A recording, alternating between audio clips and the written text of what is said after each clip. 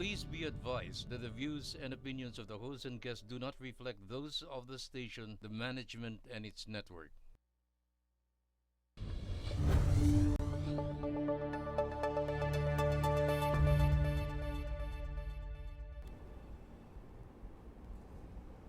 Welcome to the June 25th edition of our Opinyon Ngayon.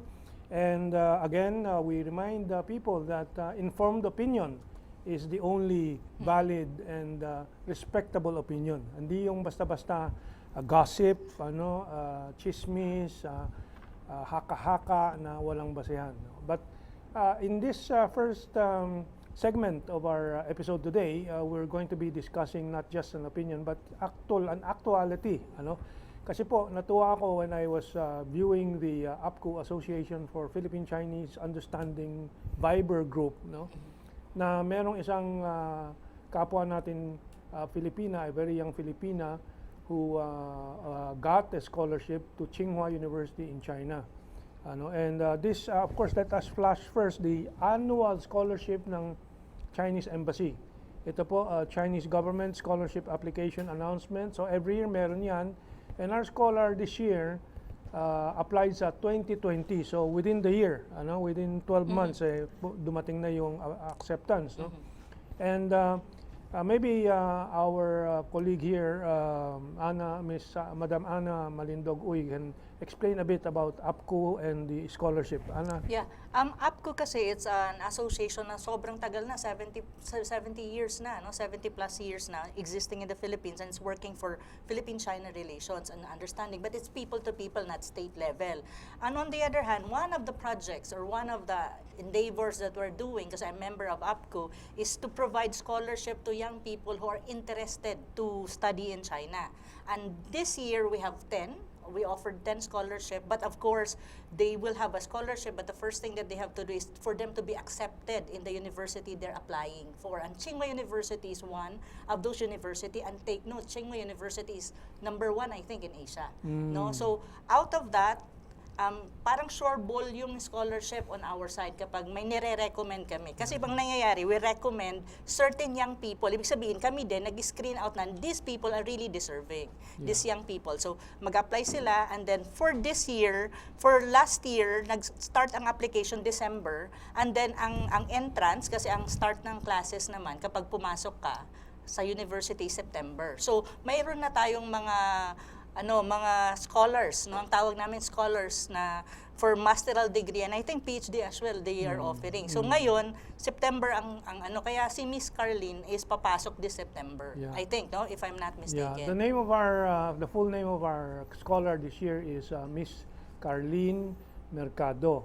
And when I emailed her some questions, pinaliwanag niya kung bakit yung interest niya ay na-provoke, at isang binanggit niya ay itong si Ginoong Art Valdez, who used to be Undersecretary for Department of Trade and Communication, and many other things, and kapwa aktivista ko nung kami nasa kolehiyo, Young Christian Socialist Movement of the Philippines, among other groups.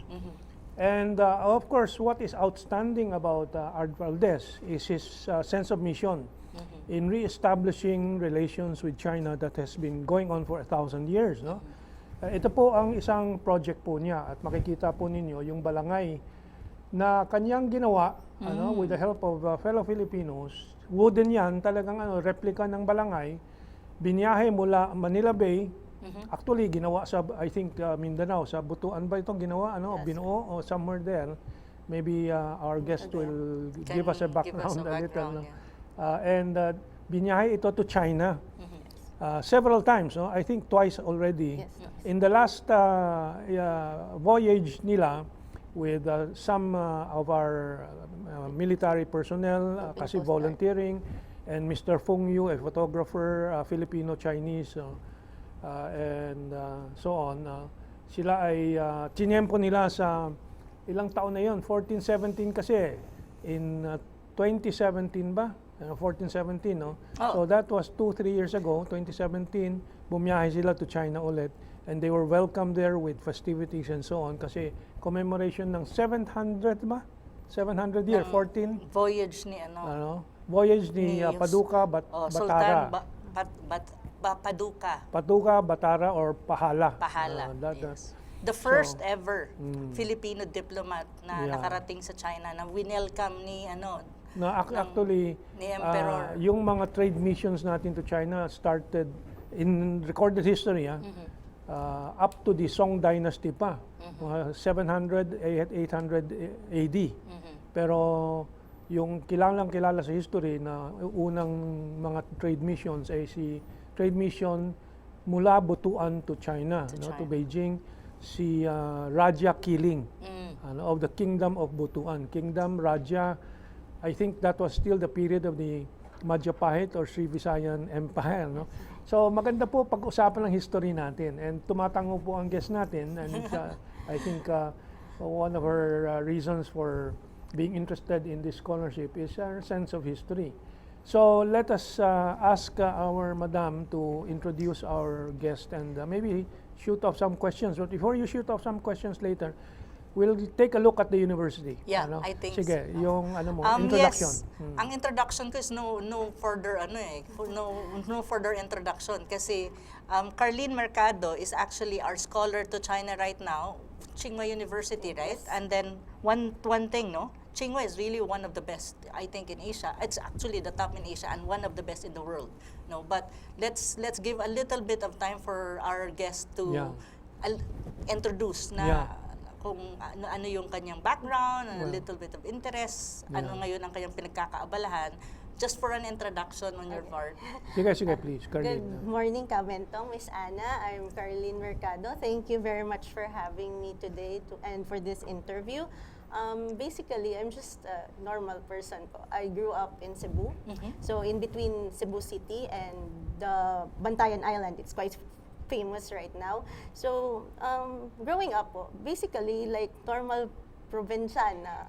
Like I was supposed to have my goals centered around what Cebu and the province of Cebu has to offer. I mean, Cebu and the province of Cebu has a lot to offer po, but maybe I wanted more. So to see the world po kasi was my reason why I took up nursing and became a registered nurse by education.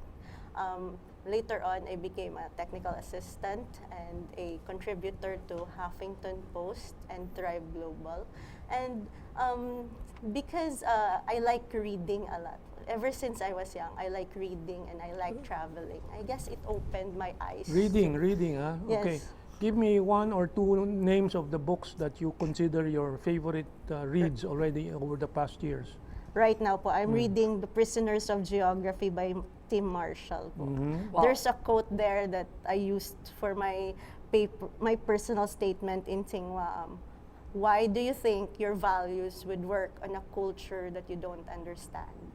I mean, personally po, I mean, a lot of people are asking, why do you want to go to China? Yes. Like, why do you want to go to study in China?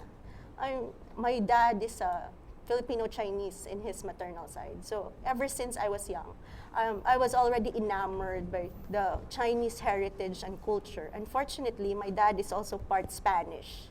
And we're very sagrado, candado, católico. So it's more of like the Spanish culture that we're handed down from one generation to another. But it doesn't mean that I was not enamored by like my aunts who look like Chinese from the mainland. So, and then when I Yung started, aunts mo, gaano katagal na sa Pilipinas? my Generations na rin. generations Pero po, Chinoy. they look Chinese. Chinese na Chinese. Yes, no? my dad looks a bit Spanish. po. No. My cousins look Chinese, so it's. My mom is Filipino. She looks like Filipino-Indian, so I don't. What look, about the history of your mother's family? How much do you know of it?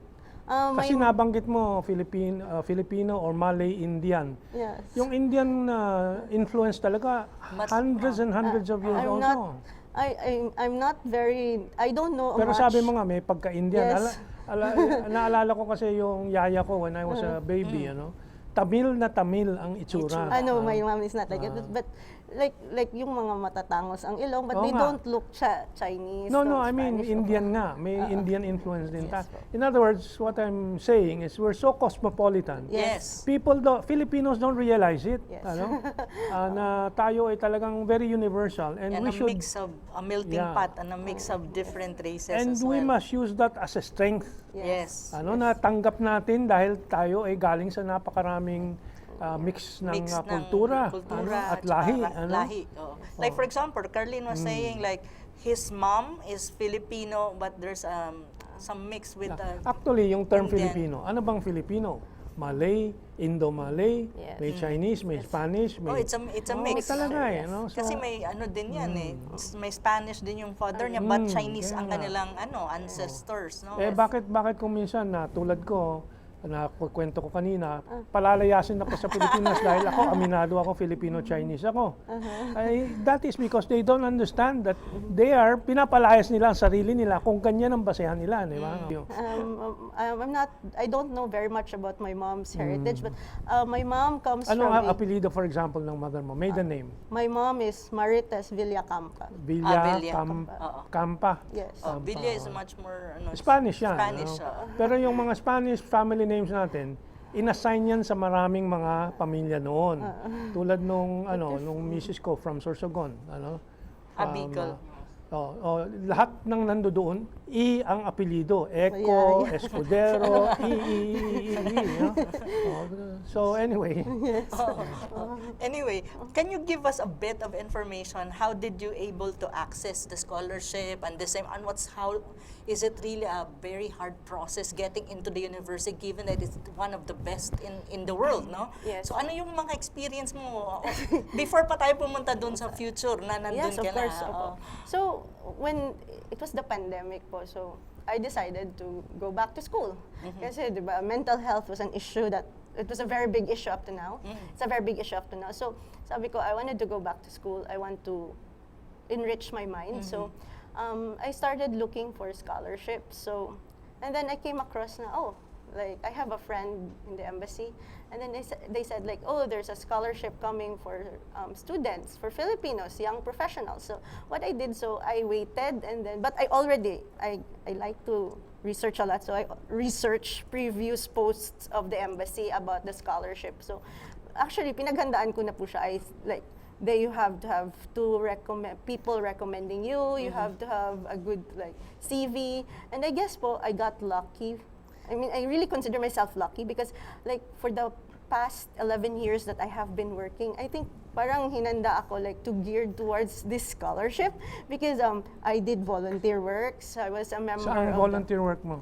I'm a member of the squadron in the Philippine Coast Guard, sir, okay. who does volunteer work. Nakasakay ka naman ng mga Coast Guard vessels? Yes, sir. Really? Okay. I got lucky. Okay. I don't think it's lucky, no? It's really hard work as well kasi may criteria eh. Like for Yes. example, Tsinghua, it's very hard to get into that university, no? But why Tsinghua University? Why not Peking University or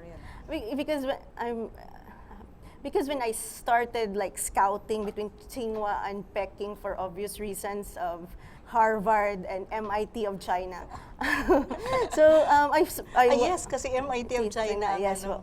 So I was looking at Peking, but none of their programs suited me except for the Yetching Academy. But I think it was too tedious, and then they have this cap on the age.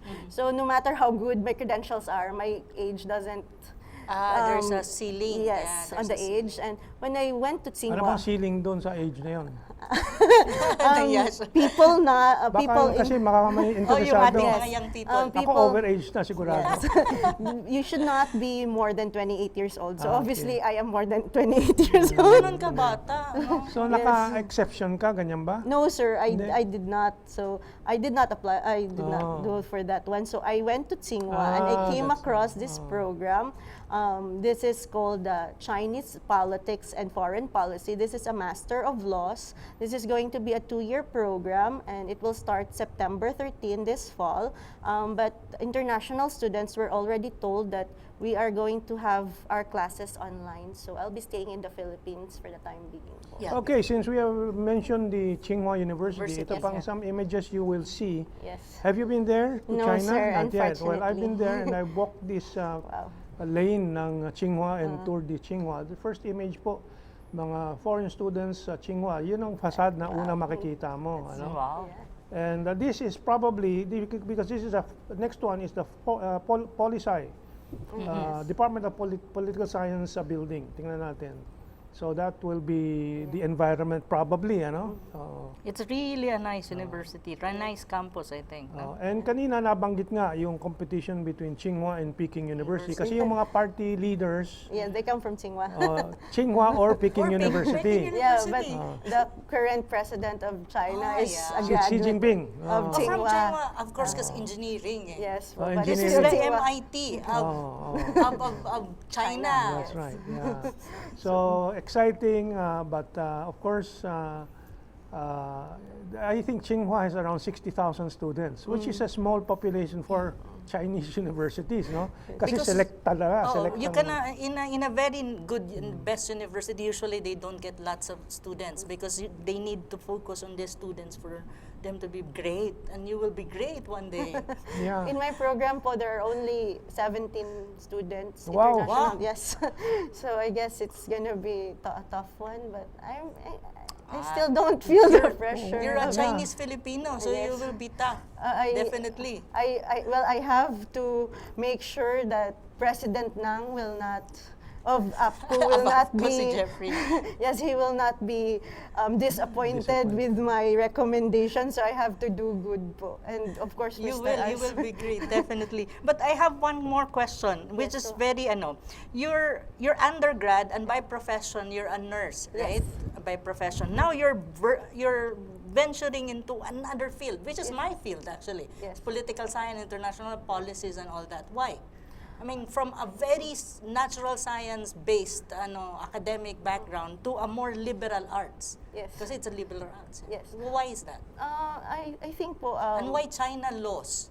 You're Filipino, you're in the Philippines, but you're really interested in China laws. Well, first of all po, it was probably because I wanted a challenge, but everybody told me that nursing doesn't fit me at all. But I am very, very thankful of my nursing background because even if I did not practice my profession, one of the best things that I learned from Cebu Doctors University was I have to have knowledge, skills, and attitude in whatever challenge that life has to bring me. So I have to have the knowledge, the skills, and attitude. So this is the reason why I'm also wanting to go to Tsinghua because I found a passion in international relations and geopolitics and diplomacy. So I need to equip myself with all the knowledge that I need to learn from Tsinghua with Chinese politics and foreign policy.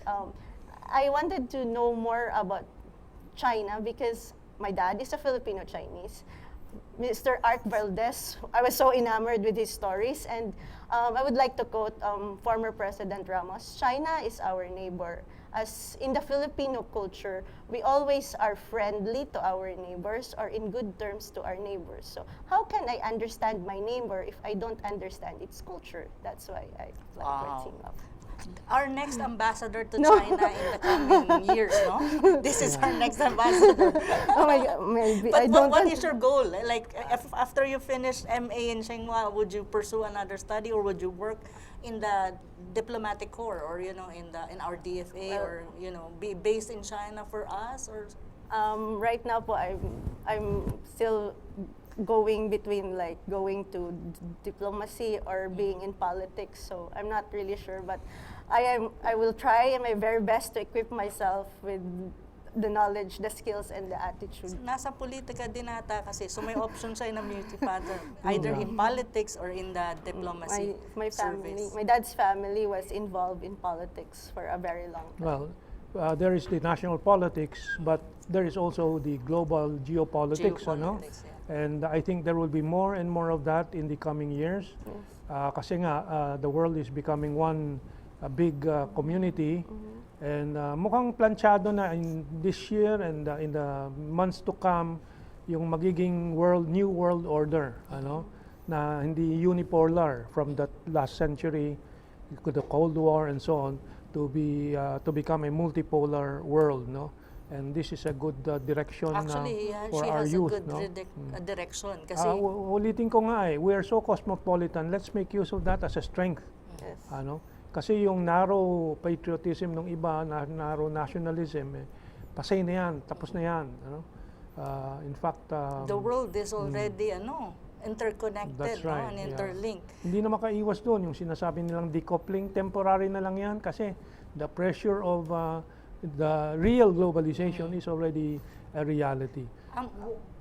One last, you will be studying as well, no? Part of the program is the Chinese language, which is Mandarin. Yes. It's compulsory. Yeah. Yes po. I'm very excited. I was going to ask about that. So, have you learned a little bit of Mandarin already? Yeah, I know how to say 谢谢, 谢谢, okay. 你好, 你好. 1、2、3、4、5、1、7、8、9、10、 1, 2, 3, 4, 5, 6, 7, 8, 9, 10. 我爱你, Okay. 我爱你. Maganda ka na dyan. May mga mandiligaw na. Oh, yes. Probably, no? In the university. She will find the other half. Yeah, well, we have asked also our friends to inform us if there are other scholars that will be coming in to the picture. We'd like to interview all of them to foster this good neighborliness and warmth of relations, especially this year. This is the pang-ilang taon ng diplomatic 100. relations natin. I'm not sure. 1975. So Yeah. 40 plus. Official diplomatic from 1946. 46 years na, years na. no? Okay.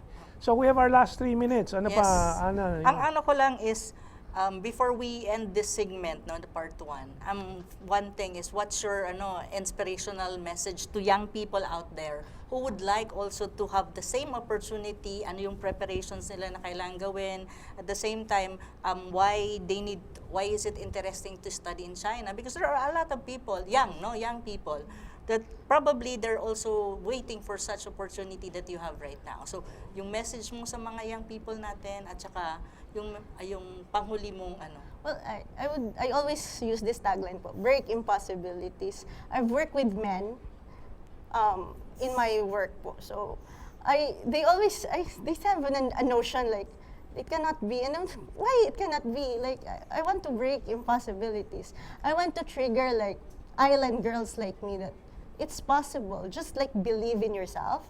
Don't be afraid to stand out because you're different. Because I was different. I like different things growing up. I was a nerd, a geek growing up. But it doesn't make a difference because I like what I did. And then I dance in my own tune under the rain. So don't be afraid. Like, it's not because everybody says that, oh, it's scary there, it's like different there. Well, in other parts of the world, it's also scary, it's also different. You just have to adopt. Learn yourself how to be, observant. Learn like cultural relativism. You have to learn their culture, understand them, and the way they will also understand and learn your values and culture, and then that's how you will like build relationships. And never ever have enemies. Don't cross people. Be always kind and polite. Your feet on the ground and pray. Okay. Wow. So Yeah, and for this, I think Carleen is one of those young people that, other young people out there that's watching us will be inspired, not to pursue further education and to have other options and not be afraid. And even China is already there offering this kind of opportunities. And just for everyone to know, China's university are among the best in the world, not in Asia. And take note, Peking University, I think, is number 3 in Asia, but Tsinghua, I think, is number 1. Yes, number 1. So you're lucky to be in there, but it's not being lucky. It's actually your hard work that paid off. And congratulations. Thank you. And hopefully you will do well. I know you will be perfect. Well, thank you so much for being here as well. Thank you, Miss Anna. Thank you, Mentong. Okay, so ito po ang ating special offer for this episode. Mamaya-maya po, we'll talk about something sadder, which is the passing of a former president. But we have some international news updates too. So, hang on.